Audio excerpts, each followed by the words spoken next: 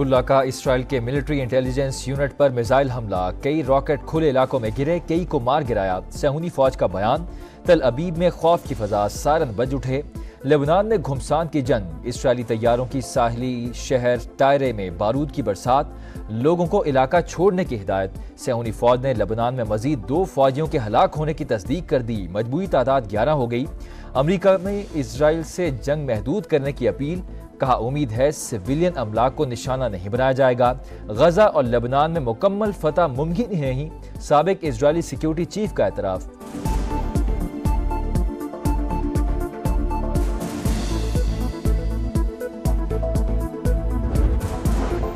غزہ کی پٹی میں آگ اور خون کا کھیل جاری، اسرائیلی فوج کی رفح، جبالیہ اور نصیرات پر شدید بمباری، مزید 12 فلسطینی شہید، 24 گھنٹوں میں 77 شہادتیں۔ صہیونی جارحیت کے خلاف کئی ممالک میں احتجاجی مظاہرے، نیو یارک میں عوام کی بڑی تعداد سڑکوں پر نکل آئی، اسٹاک ایکسچینج کے سامنے بڑا فلسطینی پرچم لہرایا، واشنگٹن پارک، یونین سکوائر اور ٹائم سکوائر تک مارچ، کولمبیا یونیورسٹی کے طلباء کا مظلوموں سے اظہار یکجہتی۔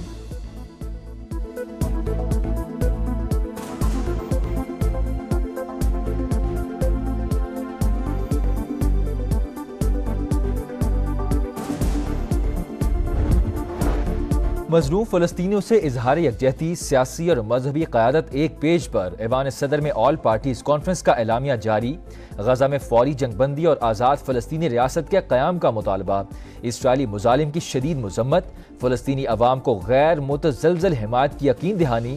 اے پی سی میں صدر مملکت، وزیر اعظم شہباز شریف، نواز شریف، بلاول بھٹو، مولانا فضل الرحمان، حافظ نعیم الرحمان، عبدالعلیم خان سمیت دیگر رہنماؤں کی شرکت۔ آصف علی زرداری نے کہا اسرائیل سفاکانہ کارروائیوں کا دائرہ بڑھاتا جا رہا ہے، خطے کے امن و استحکام کو شدید خطرات لاحق ہیں، عالمی برادری اسرائیلی مظالم کو روکنے کے لیے فوری ایکشن لے۔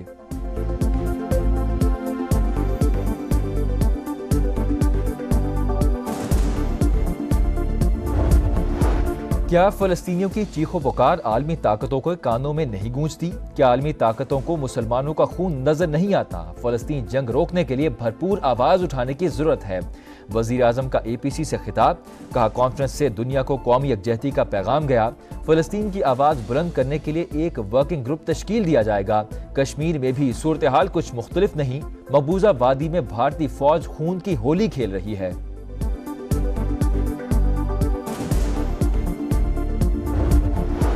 مسئلہ فلسطین پر مسلم ممالک متحد ہو کر فیصلہ کن اقدامات کریں، اس وقت اپنی طاقت کا استعمال نہ کیا تو کب کریں گے؟ سفارشات مرتب کر کے اسلامی دنیا سے رابطہ کیا جائے۔ نواز شریف کا اے پی سی سے خطاب، کہا کیا فائدہ ایسی اقوام متحدہ کا جو اپنی قراردادوں پر عمل ہی نہیں کرا سکتی۔ بلاول بھٹو نے کہا فلسطین کے لیے سیاسی اور سفارتی جنگ لڑنے کے لیے تیار ہیں، کوئی پیچھے نہیں ہٹے گا۔ اسرائیل کا مکروہ چہرہ بے نقاب کرنے کے لیے ایک اعلیٰ سطح کی کمیٹی بنانے کا مطالبہ۔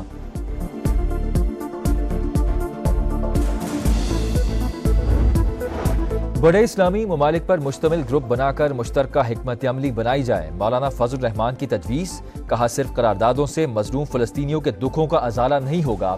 حافظ نعیم الرحمان بولے مسلم ممالک کی خاموشی نے اسرائیل کو طاقت فراہم کی، شنگھائی تعاون تنظیم کے اجلاس میں بھی معاملہ رکھا جائے۔ صدر آئی پی پی اور وفاقی وزیر عبدالعلیم خان کا بھی اظہار خیال، کہا جانوروں کے حقوق پر کھڑے ہونے والے انسانیت کے قتل پر خاموش ہیں، غزہ کے معاملے پر اسلامی دنیا کو اکٹھا ہونا ہوگا۔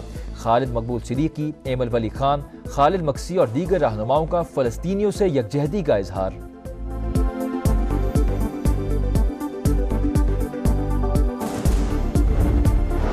کراچی میں فلسطین کانفرنس، غزہ میں اسرائیلی مظالم کی مذمت، 1 سال بعد اسرائیل کا حماس کو ختم کرنے کا خواب پورا نہیں ہوا، حکمران لفظی حمایت کے بجائے عملی اقدامات کریں۔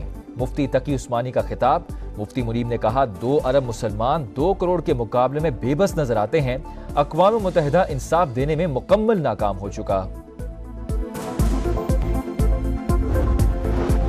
کراچی حملے کے ذمہ داروں کی جلد شناخت کے لیے حکومت متحرک، پاک چین تعلقات کو نقصان پہنچانے کی گھناؤنی سازش برداشت نہیں کی جائے گی، تحقیقات کی ذاتی طور پر نگرانی کروں گا، وزیر اعظم کی یقین دہانی۔ شہباز شریف کی چینی سفارت خانے آمد، کراچی حملے پر افسوس کا اظہار، چینی سفیر کا فوری حکومتی رد عمل پر وزیر اعظم سے اظہار تشکر، تحقیقات کے حوالے سے حکومت پر اعتماد کا اظہار، وزیر داخلہ محسن نقوی بھی چینی سفارت خانے پہنچے، دھماکے کی تفصیلات اور تحقیقات میں پیش رفت سے آگاہ کیا۔ کراچی میں ایئرپورٹ سگنل کے قریب دھماکے کی تحقیقات میں پیش رفت، 70 سے 80 کلو بارودی مواد استعمال ہونے کا انکشاف۔ بم ڈسپوزل یونٹ نے کرائم سین سے ملنے والے نمونے پولیس کے حوالے کر دیے۔ ابتدائی تحقیقات کے مطابق خودکش حملہ آور نے قافلہ قریب پہنچتے ہی گاڑی ٹکرا دی۔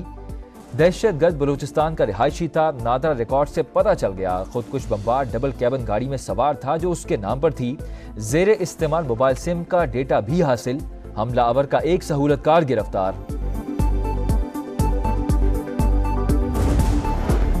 عدالتی فیصلوں کی مثالوں نے ملک کا بیڑا غرق کر دیا۔ عدلیہ کبھی مارشل لاء کی توثیق کر دیتی ہے۔ غیر آئینی اقدام کی توثیق کا اختیار ججز کے پاس کہاں سے آ جاتا ہے؟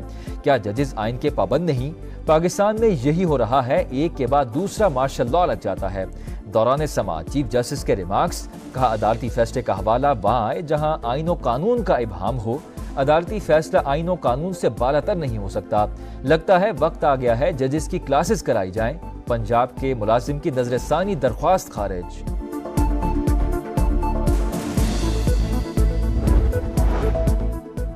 قانون سازی کا چیلنج، ایوان صدر میں بڑی بیٹھک۔ صدر مملکت، وزیر اعظم شہباز شریف، نواز شریف اور مولانا فضل الرحمان کی ملاقات۔ اتحادی رہنماؤں کی فضل الرحمان کو آئینی ترامیم کی حمایت کے لیے راضی کرنے کی کوششیں۔ گرین سگنل نہ مل سکا، حمایت کا فیصلہ پارٹی نے کرنا ہے۔ جے یو آئی آئینی ترامیم کے لیے الگ مسودہ تیار کر رہی ہے، مولانا کا موقف۔ کارکنوں کو ریاست کے خلاف تشدد پر اکسانے اور توڑ پھوڑ کے الزامات۔ بانی پی ٹی آئی، علی امین گنڈا پور سمیت دیگر رہنماؤں پر مزید 4 ایف آئی آر کٹ گئیں۔ اسلام آباد میں درج مقدمات کی تعداد 14 ہو گئی۔ دہشت گردی، اقدام قتل اور دیگر سنگین دفعات شامل۔ بانی پی ٹی آئی کی بہنوں کا مزید 1 روزہ جسمانی ریمانڈ منظور۔ آج اے ٹی سی میں دوبارہ پیش کرنے کا حکم۔ خیبر پختونخوا ہاؤس کے اندر غیر قانونی تعمیرات کا انکشاف۔ اسپیشل مجسٹریٹ کی نگرانی میں سی ڈی اے کا ایکشن۔ بلڈنگ رولز کی خلاف ورزی پر کئی بلاک سیل۔ ترجمان کے مطابق کے پی ہاؤس کی لیز جون 2006 میں ختم ہو چکی۔ فروری اور جون میں نوٹسز بھیجے لیکن حکومت نے این او سی جمع نہیں کرایا۔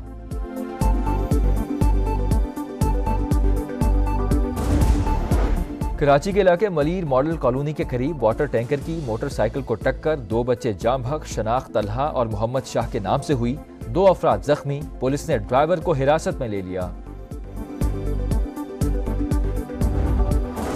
گھوٹکی میں قومی شاہراہ پر ڈاکوں کی فائرنگ، خاتون سمیت 3 افراد زخمی، گولیاں لگنے سے کئی گاڑیوں کے ٹائر پھٹ گئے، مسافروں میں شدید خوف و ہراس، پولیس کی بھاری نفری جائے وقوع پر پہنچ گئی۔ 2005 کے تباہ کن زلزلے کو 19 برس بیت گئے، تلخ یادیں اور متاثرین کے زخم آج بھی تازہ۔ دل خراج سانحب میں 74,000 افراد جاں بحق، 1.25 لاکھ عمر بھر کے لیے معذور ہوئے۔ متاثرہ علاقوں میں بحالی کے کئی منصوبے اب تک نامکمل۔ مظفر آباد میں زلزلے میں جاں بحق افراد کی یاد میں شمع روشن۔ ملتان ٹیسٹ کے دوسرے روز پاکستان آج 4 وکٹ پر 328 رن سے اننگز آگے بڑھائے گا۔ پہلا روز قومی بیٹرز کے نام، شان مسعود اور عبداللہ شفیق نے سینچریاں سکور کی۔ شان مسعود کے 2000 رنز مکمل، ڈریسنگ روم میں خصوصی شرٹ پیش۔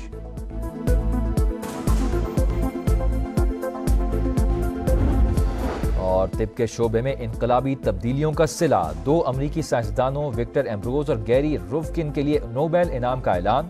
دونوں سائنسدانوں نے انسانی جسم میں جینیاتی سرگرمیوں کو کنٹرول کرنے کے لیے اہم میکانزم دریافت کیا تھا۔